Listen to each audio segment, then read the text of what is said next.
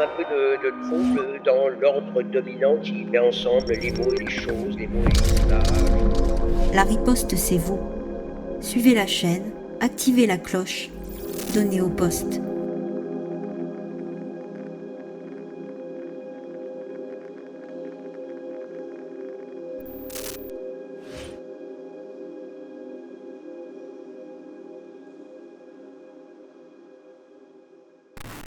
Tu as une colère dont tu fais étalage, c'est les syndicats. Page 82, le débat sur la non-violence a été tranché depuis longtemps, alors que la CGT des années 1900 prenait le sabotage, c'était même dans ses statuts, ça ne l'est plus, j'ai vérifié. La direction de celle de notre époque a rejoint les rangs des partisans du dialogue social. Et là, il y a de nombreuses pages pour expliquer que, donc, à l'aune de ton sujet, Luigi Mangione, qui lui fait bouger les lignes à un moment donné, en tout cas provoque un débat par un geste que tu ne justifies pas, mais dont tu tires les leçons. Et tu dis, voilà, en gros, il n'y a plus rien à attendre. Même des associations, tu vas loin. Les associations, les syndicats, tous ces gens-là accompagnent le désastre. Il faut arrêter. En fait, je pense que, si tu veux, moi, par exemple, je n'ai pas une posture anti-syndicat. Par contre, quand je dis qu'il faut arrêter de compter sur eux, ce n'est pas en général. C'est que, par exemple, il faut continuer à compter sur eux. Quand tu es dans une entreprise ou une administration, bah, tu as plutôt intérêt à te syndiquer qu'à ne pas te syndiquer. Ton collègue syndicaliste, il va peut-être pouvoir t'aider plus qu'un collègue qui ne l'est pas. Ça reste vrai. Pareil, le monde associatif, caritatif, etc., c'est mieux dans une ville où il y a les restos du cœur et secours populaires qu'une ville où il n'y en a pas. Donc tout ça, ça reste vrai. Mais par contre, là où je pense qu'on se trompe et il est temps de tirer le bilan, c'est de penser, notamment de la part des syndicats, que ça va être des structures qui vont nous aider à obtenir des victoires significatives sur la bourgeoisie. Ne serait-ce que contrecarrer ces plans au niveau national. Et ça, il y a un truc très révélateur là-dessus, sur la CGT, parce que c'est quand même souvent la force sur laquelle on compte le plus. Le slogan de la CGT, maintenant, c'est « défendre les salariés ». Et donc, ce slogan-là, je ne peux que le défendre. C'est-à-dire que oui, il faut défendre les salariés. Mais par contre, je vois bien que par conséquent, cette organisation-là, c'est plus l'organisation de 1900. C'est pas une organisation qui s'appuie sur la défense des salariés pour faire monter leur conscience de classe, les organiser et faire du syndicat la base d'une société future anti-bourgeoise sans classe sociale. On est d'accord que c'est plus ça le projet de la CGT. Et en fait, j'ai l'impression qu'il y a une sorte de malentendu où on continue d'attribuer à des gens qui ne sont plus faits pour ça, qui ne veulent plus faire ça par ailleurs, et qu'on compte sur eux. Et donc ça crée cette espèce qui est en fait une passivité que moi aussi j'ai été co-responsable de ça, c'est-à-dire en fait cette rhétorique qui consiste à dire, dès qu'il y a un mouvement social au niveau national, bon, on va attendre des syndicats qui mettent les bonnes dates, etc., qui mettent en place un bras de fer progressif avec le gouvernement, et en fait on est outré qu'ils ne le fassent pas. Et comme ça fait 20 ans qu'ils ne le font plus, en fait, il faut tirer les bonnes conclusions. Et ces bonnes conclusions, c'est pas nécessairement c'est des énormes traîtres, etc. Moi, en fait, c'est d'avoir une analyse plus structurelle, plus sociologique de qu'est-ce que peut faire un syndicat maintenant et quel est son mode d'action privilégié. Bah, c'est pas... Déjà, si on regarde les syndicats, majoritairement, c'est des gens qui ne sont pas du tout dans cette perspective-là. Et ceux qui, par héritage, le seraient encore un petit peu, ne souhaitent plus et ne mettent plus ça en place. Et le pire, c'est que maintenant, c'est vrai aussi quand il s'agit de défendre les salariés au niveau national. C'est-à-dire qu'en fait, c'est pas simplement que j'ai une divergence de stratégie avec eux, qu'on a une divergence de stratégie avec eux au sens où les syndicats seraient réformistes et nous seraient révolutionnaires. C'est-à-dire qu'ils sont même pas réformistes, c'est-à-dire qu'ils mettent pas en place quoi que ce soit. En fait, il n'y a plus de stratégie. Et en fait, ça fait longtemps qu'il n'y en a plus. Et là où tout le monde s'en est rendu compte, je pense, c'était lors des manifestations contre la réforme des retraites. Jamais eu autant de manifestants dans les rues de France. Mais en fait, on a eu des organisations syndicales, coalisées en intersyndicales, qui ne savent pas quoi en faire et qui n'ont pas véritablement de plan. Parce qu'encore une fois, individuellement, quand on regarde qui sont ces gens et leur parcours et comment ça fonctionne, c'est plus leur sujet d'organiser ça. Moi, je pense que d'ailleurs, honnêtement, quand un grand mouvement social tombe en France, ils sont un peu barbés, quoi. Ils se disent qu'est-ce qu'on va faire, quelle flemme, parce que c'est des gens qui sont habitués à faire tourner une bureaucratie. Je dis pas ça péjorativement, une bureaucratie. La bureaucratisation, c'est quand la prospérité et la survie de ton institution devient plus importante que le but pour lequel elle a été créée. Et c'est clairement ça dans le cas des syndicats. Et j'ai envie de dire, c'est presque normal. Et je leur trouve des tas d'excuses parce que, en fait, la vie syndicale, elle n'est pas facile parce qu'il y a trop de choses à régler au jour le jour et que donc, en fait, la perspective d'un changement de société au sens large, c'est vraiment le cadet de leurs soucis. Et donc, et c'est encore une fois, c'est pas de leur faute. Mais par contre, ce qui est sûr, c'est que si pour toutes ces personnes, et elles sont nombreuses quand même en France, qui attendent en fait d'avoir des moyens pour mettre en place des rapports de force, ne serait-ce que pour résister au niveau national, ou bien, encore plus loin, d'essayer d'avoir un rapport de force qui nous permet de transformer la société en profondeur, les syndicats tels qu'ils sont maintenant ne sont plus appropriés, et en fait, continuer à attendre comme ça, comme on attend depuis 20 ans, c'est l'assurance de toujours remettre au lendemain. Voilà un peu mon point de vue. Alors, il y a d'autres gens que tu titilles et dont tu as fait un peu partie, si j'ai bien compris, les professionnels de l'action revendicative, puisque à une époque, tu es pourtant bien jeune, mais tu as déjà une expérience d'attaché parlementaire LFI. Et tu racontes avec beaucoup d'honnêteté intellectuelle qu'au début, les Gilets jaunes, t'as failli passer à côté, hein, c'est bien ça? Bah, en fait, j'étais au mauvais endroit au mauvais moment, quoi. C'est-à-dire que c'était un mauvais timing. Moi, quand j'ai rejoint LFI, c'est parce que quelque part, moi, j'ai plutôt toujours été d'extrême gauche, on va dire, depuis le lycée, etc. Moi, je pense plutôt que c'est par en tout cas, voilà, le rêve de l'extrême gauche, c'est une sorte de grève quasi générale qui mène à des insurrections, qui met le patronat à genoux, et puis on refait autre chose. Bon, j'y crois toujours. Mais en fait, en 2017, par exemple, bah, j'ai un peu décidé de changer de stratégie parce qu'il y avait une force qui émergeait quand même à gauche de la gauche et il me semblait que ça valait le coup. Et mauvais timing parce qu'en fait, au moment où moi je travaillais à l'Assemblée nationale d'arrache-pied dans des conditions pas terribles et que vraiment je vivais sous un bâtiment de la République, et ben au même moment, tu avais des gens, y compris partout, y compris dans mon département que j'avais quitté, qui se mettaient en marche pour créer un vrai rapport de force avec la bourgeoisie et avec un rejet total de toutes ces formes politiques instituées. Et un truc que je trouve encore plus sain, un rejet radical de la démocratie représentative. Alors que moi, pour le coup, je m'y étais converti par force, par opportunité professionnelle aussi. C'était le premier CDI que je signais. Donc moi, j'avais l'impression d'être pris dans une trajectoire ascensionnelle de ce milieu-là, que j'aimais pas spécialement. Mais bon, je me disais, j'y suis, c'est chouette. Et en fait... à peine un an plus tard, j'ai l'impression d'être complètement à rebours de l'histoire. C'est ça que je raconte dans le livre, quoi. C'est ça que tu racontes. Alors, syndicats, associations, professionnels de la revendication, tous ces gens-là, tu leur adresses une question, et à mon avis, tu l'adresses à tout le monde. Page 134, il y a quelque chose, dis-tu, qui me fascine un peu dans les mouvements politiques à ambition transformatrice ou révolutionnaire. En France, la question de la violence envers les dominants n'y a jamais été aussi peu traitée. Mais finalement, tu la traites pas non plus tout à fait, cette question-là. Alors c'est peut-être, on te connaît, t'es fertile, donc ce sera peut-être un prochain bouquin. Mais qu'est-ce qu'on peut... est-ce que tu as déjà des éléments de réponse à cette question qu'on pourrait se poser, la question de la violence envers les dominants?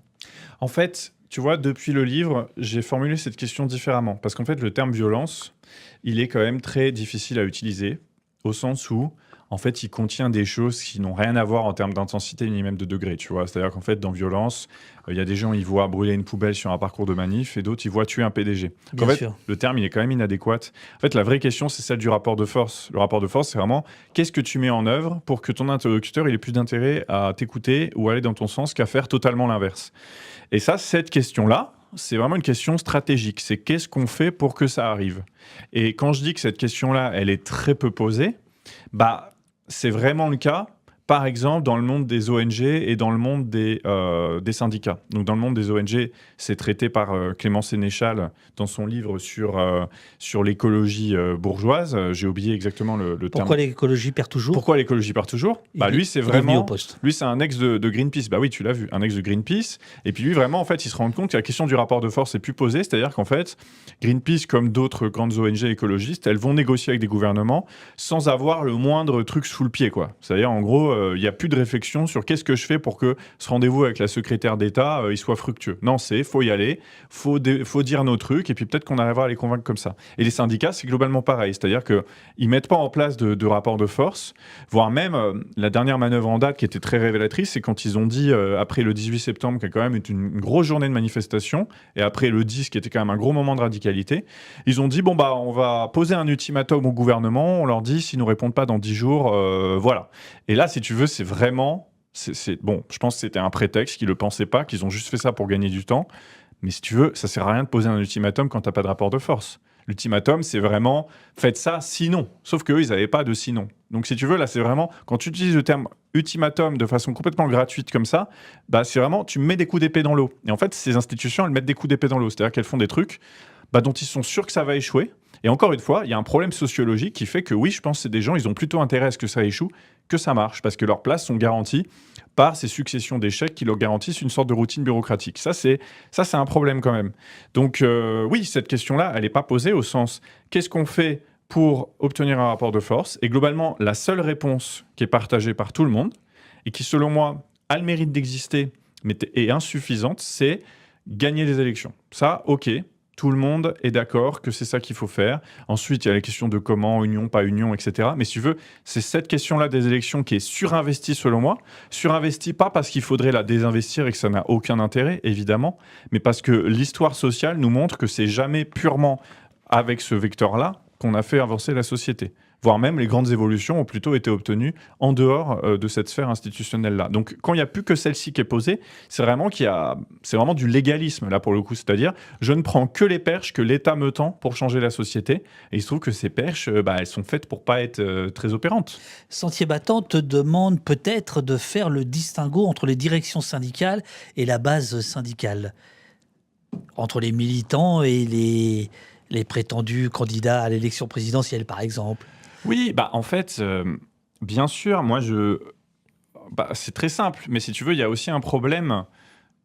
Ce serait trop facile de dire il y a les méchantes directions et les gentilles bases, parce qu'encore d'ailleurs, il n'est pas question de gentil et de méchant, il est question d'évolution structurelle du syndicalisme. Et si tu veux, moi j'observe à mon échelle, j'ai observé aussi dans les entreprises, le problème du syndicalisme et du rapport de force, ce n'est pas que le problème des directions syndicales. C'est le problème des branches professionnelles, donc des fédérations, c'est le problème des syndicalistes dans les entreprises. C'est-à-dire quand je dis qu'il y a eu un désarmement global du syndicalisme, qui est devenu un syndicalisme de dialogue social, c'est-à-dire on s'enferme dans une pièce 2 jours avec le patron pour négocier les petits détails sur le plan social, plutôt que de descendre dans les ateliers ou dans les bureaux pour organiser une grève, ça, je l'ai vu absolument partout. Et ce n'était pas que le fait des directions syndicales. Et je le vois aussi au niveau local. Et honnêtement, moi, localement, pour le 10 septembre, par exemple, qui était vraiment le mouvement parasyndical par excellence, la moitié des gens avec moi, c'était des syndicalistes. C'est-à-dire qu'eux-mêmes, effectivement, voient le problème, voire même certains me disaient ma direction locale ou mon secrétariat de section, etc., ma fédération départementale, etc., me met des bâtons dans les roues. C'est-à-dire qu'en fait, il y a eu aussi un conflit en interne sur le 10 septembre, par exemple, mais qui ne s'est pas fait simplement entre la base et les directions, ça s'est fait en fait à toute échelle du syndicalisme. Donc là-dessus, je pense qu'il y a une vraie crise de fonctionnement du syndicalisme où en fait, tout le monde n'est plus d'accord sur à quoi ça sert. Et ce débat, malheureusement, je sais ce que c'est. Dans des structures un peu bureaucratisées comme ça, c'est difficile de l'avoir et c'est difficile de le poser réellement. Alors bien sûr, il existe des congrès, etc. Mais comme dans les partis et les congrès, c'est pas toujours en réalité les endroits où tu vas discuter profondément des pratiques. Odé Beauté, 2 questions du chat Féministe Sapiens qui te pose la question par rapport à ce que tu viens de dire à l'instant. Que faudrait-il pour mettre en place ce rapport de force ? Est-ce que c'est de l'argent ? Est-ce que c'est des lacrymos ? Est-ce que c'est des LBD ? Et Pajacru peut-être nous propose quelque chose. Est-ce que ce n'est pas l'imprévisibilité qui devrait être le premier critère d'une action pour qu'elle réussisse ? Tu parles beaucoup des Gilets jaunes dans ton livre, mouvement imprévisible s'il en est. Eh ben, exactement. Là, absolument. Moi, je suis à fond d'accord avec ça. C'est-à-dire qu'en fait, dans le rapport de force, il y a faire peur. Et qu'est-ce qui fait peur ? C'est quelque chose d'imprévisible, c'est quelque chose de massif. Mais l'imprévisibilité, c'est quand même quelque chose d'important. On l'a vu lors du mouvement du 10 septembre. Le mouvement du 10 septembre, en fait, il a plus produit d'effets avant qu'il ait lieu qu'après. C'est-à-dire que le mouvement du 10 septembre, il a contribué à déstabiliser le gouvernement Bayrou, par exemple, très fortement. Parce qu'en fait, il n'arrivait pas encore. Et en fait, il y a eu tout un été. Pendant 1 mois à peu près, les classes dominantes ne savaient pas à qui ils avaient affaire. Donc ils ont envoyé plein de sociologues analyser les boucles Telegram de la Fondation Jean Jaurès, etc., qu'on finit par dire, vers la fin août, ils ont dit c'est bon, c'est les gauchos habituels, tout va bien. Et là, ils ont un peu soufflé, mais c'était déjà un peu tard. Parce qu'en fait, ce qu'ils avaient peur, leur question, c'était est-ce que ça va être un mouvement type Gilets jaunes qui va durer hyper longtemps ou pas ? D'ailleurs, ils ont tout fait pour que ça ne dure pas, parce qu'en fait, ils ont empêché l'installation physique des gens sur les ronds-points, ce qu'ils avaient permis en 2018. Et ils s'en sont mordus les doigts. Parce qu'en 2018, ils n'avaient pas peur du mouvement des Gilets jaunes. Ils se disaient, c'est pas la sociologie habituelle des gauchistes. Au départ, ils avaient pas au peur départ. Oui. Ah bah oui. En octobre, novembre, ils ont laissé les gens s'installer sur les ronds-points avec une relative sympathie. Et ben, ils ont bien regretté leur choix. Mais donc, l'imprévisibilité, c'est très important. Ensuite, comment on fait concrètement ? Moi, ce qui est un peu décevant, si tu veux, c'est que j'ai pas. Moi, je suis assez classique dans le sens où il faut prendre la classe dominante au portefeuille. Donc, en fait, l'arme fatale qu'il va falloir activer et qui reste vraie, c'est quand même l'atteinte à leurs biens, l'atteinte à leur portefeuille. Et pour ça, il y a un truc qui marche bien. Donc, il y a le blocage des flux de production. Il y a eu des tentatives le 10 septembre qui ont fonctionné, mais qui pèsent très lourd en termes d'insécurité, en termes de confrontation aux forces de police. Et puis ensuite, il y a le blocage de la production en interne qui passe par des grèves. Sauf que pour réussir à faire des grèves au niveau national, il faut complètement resyndicaliser et remobiliser l'entièreté du salariat et du fonctionnariat français. Et pour ça, et en fait de plus en plus je pense à ça, pour ça, il va nous falloir en fait une nouvelle confédération syndicale qui articule à la fois un discours de défense des salariés qui est là pour organiser les forces sociales, c'est-à-dire qu'il faut à la fois s'organiser en tant que classe, et en même temps, il faut avoir un projet de transformation. Parce que si tu te contentes de t'organiser, mais que tu n'as plus de projet de transformation, ça donne ce que ça donne, c'est-à-dire des organisations qui entretiennent l'existant. Et encore une fois, pas parce que c'est des gens méchants, mais parce que les choses ont évolué comme ça. Moi, je pense qu'effectivement, la clé, ça va être quand même la mobilisation dans le monde du travail. Je pense que c'est ce levier-là qui nous manque. Et que ça nécessite un travail de terrain qui sera possible uniquement si on a une nouvelle organisation. Et franchement, ça a du sens. Les syndicats français, ils ont tous... la dernière création d'un syndicat en France, c'est dans les années 80, c'est Solidaire. Donc en fait, ils ont tous plus de 40 ans. Il ne s'est rien passé depuis. Quand on y pense, c'est fou qu'il ne se soit rien passé d'un point de vue syndical, alors même que l'économie capitaliste, elle a profondément évolué en 40 ans. Je vois passer dans le chat quelqu'un qui explique... qui demande pourquoi les syndicats ont une défiance envers la génération Z, etc. Ça rejoint un peu ce que tu viens de dire, mais est-ce que tu ne crois pas que la modification, la transformation profonde du monde du travail, avec une forme d'ubérisation, de télétravail, etc., d'individualisation des postes de travail, fait que les syndicats perdent nécessairement de leur force de frappe? Oui, ils perdent de leur force de frappe, mais pas nécessairement. En fait, effectivement, c'est pour ça que je dis qu'il ne s'est rien passé depuis 40 ans et c'est un problème. C'est-à-dire qu'effectivement, depuis 40 ans, il ne s'est rien passé au niveau syndical. Mais par contre, il s'est beaucoup passé au niveau de la structure du monde du travail. Et donc, tu as raison. Alors, pour moi, l'ubérisation, c'est vraiment la partie émergée de l'iceberg. Parce qu'en réalité, en France, par exemple, on a 80% des gens qui sont salariés dans les actifs. Donc, en fait, le salariat reste la forme majoritaire et l'est encore plus qu'à l'âge d'or de la CGT où la majorité des gens étaient paysans et indépendants, encore une fois. Enfin, l'âge d'or de la CGT dans les années 1900. Non, par contre, l'individualisation, ça c'est un vrai truc, c'est-à-dire qu'il y a vraiment eu des stratégies patronales de mise en concurrence, etc. Et ça, du coup, ça nécessite un travail de terrain hyper actif pour réussir à reformer du collectif. Et je pense que ce qui s'est passé, moi ce que j'ai pu observer en tout cas, et je ne suis pas le seul à le dire, des sociologues le montrent, etc., c'est-à-dire que les syndicalistes traditionnels ont perdu toute une partie du monde du travail, notamment les intérimaires, notamment les chômeurs, même si encore une fois, il n'y a pas rien qui a été fait. Enfin, je ne dis pas que ces évolutions n'ont pas été prises en compte par les syndicalistes. Moi, je me souviens, j'avais assisté à un colloque de la CGT sur l'ubérisation, et c'était en 2015. C'est-à-dire que très tôt, ils ont quand même pris le chose en compte. Mais force est de constater que ça n'a pas fonctionné. Et c'est pour ça que moi, je pense qu'une nouvelle organisation un peu rajeunie pourrait réussir, en tout cas, à se concentrer sur un travail de terrain et de création d'une conscience de classe très forte, en prenant en compte toutes ces évolutions, vraiment en rassemblant tout ce qu'on sait du monde du travail. Et honnêtement, souvent, je constate que dans les militants de gauche traditionnels, la connaissance du monde du travail, elle n'est pas très, très élevée, aussi parce qu'il y a une sociologie du militantisme de gauche qui est plutôt liée à la fonction publique, par exemple, traditionnellement. D'ailleurs, ce n'est pas pour rien que la fonction publique est plus syndiquée. Donc, en fait, il y a un regroupement et une perte d'audience dans énormément de secteurs de la société qui sont pourtant extrêmement stratégiques, comme la logistique, les services à la personne, etc. etc. Et je ne dis pas que c'est facile, je dis juste que il est grand temps de faire un énorme gros Big Bang syndical sur ce terrain-là si on veut pouvoir reprendre l'ascendant. Banque d'Or nous dit, attention, il y a quand même eu la création du syndicat des travailleurs du jeu vidéo en 2016. Et il y a plusieurs adaptations dans les branches syndicales pour les nouveaux métiers. D'autres nous proposent de passer par Internet pour créer un syndicat, etc. etc. Oui, exactement. Moi, justement, en fait... Là, tu vois, je parle de trucs dont je parle pas dans le livre. Bien sûr.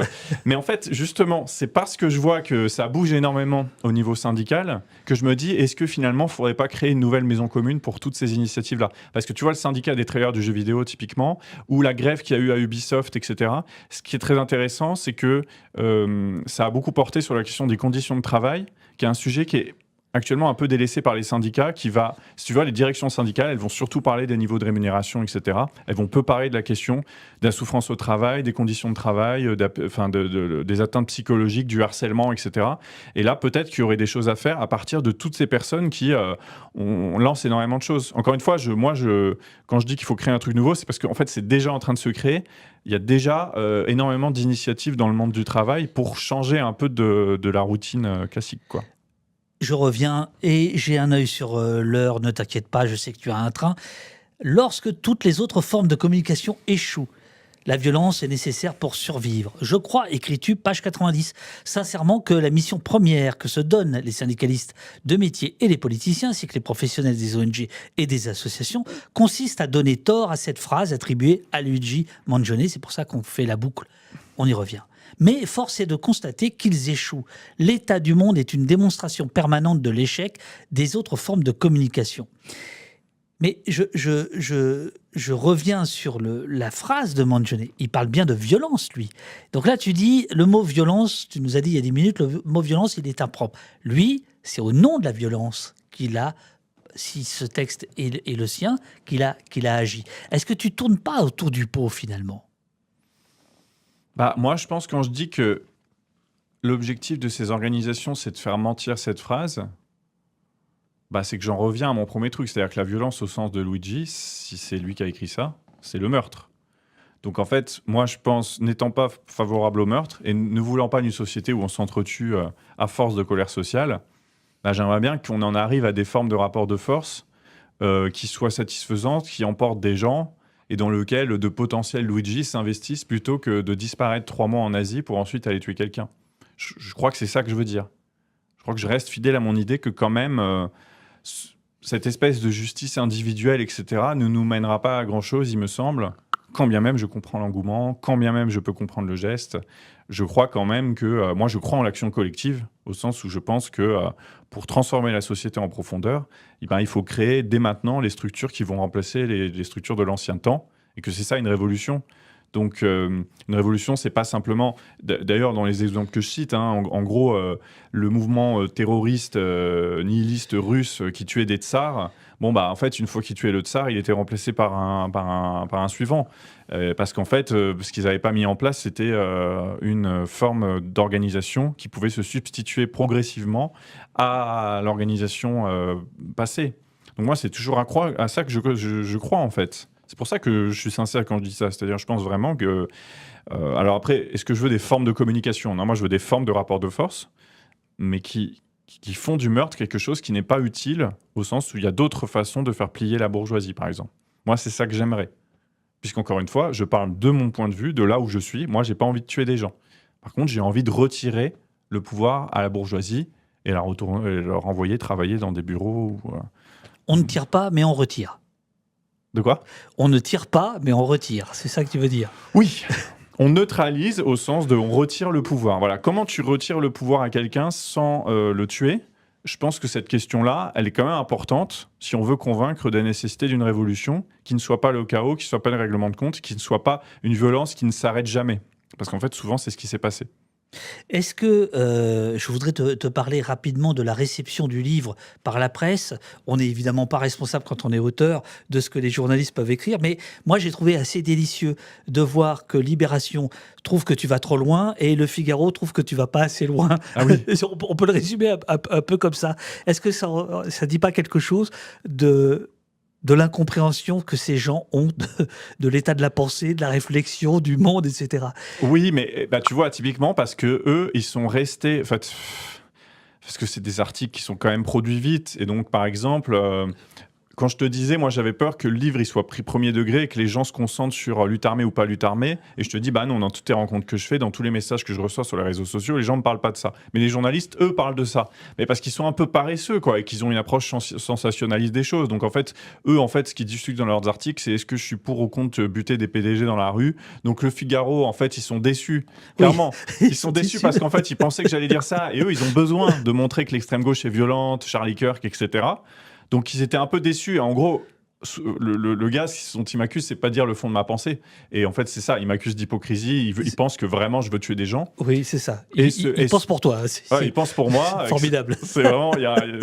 Mais l'article est un peu un chef-d'œuvre, je trouve, de mauvaise foi et tout. Absolument. Je l'ai pas trouvé si mauvais. Enfin, Non, moi, je me de suis... ce point de vue-là, c'est de l'art. Oui, c'est de l'art. C'est-à-dire que c'est vraiment réussir à me faire passer pour quelqu'un d'inconséquent, ce que je trouve est une critique originale pour le coup. Parce que tu vois, en fait, il se serait mis dans une position de perdant s'il avait dit « Ah, c'est horrible, toute cette violence », là, il aurait été dans un rôle classique héros, et là, il a essayé un truc plus subtil. Et Libération, bon, bah, c'est Libération, c'est-à-dire qu'eux, au contraire, ils trouvent que... j'ai trouvé ça assez drôle, l'expression qui est utilisée. C'est Nicolas Framont pousse un peu loin la lutte des classes. C'est ça. Ça, je trouve ça marrant parce que je comprends pas ce que ça veut dire. Enfin, la lutte des classes, c'est un fait. Est-ce qu'on la pousse loin? Est-ce qu'on la pousse pas loin? Bon, clairement, ils la poussent pas loin. Je pense que Libération parlait de lui Oui. indirectement.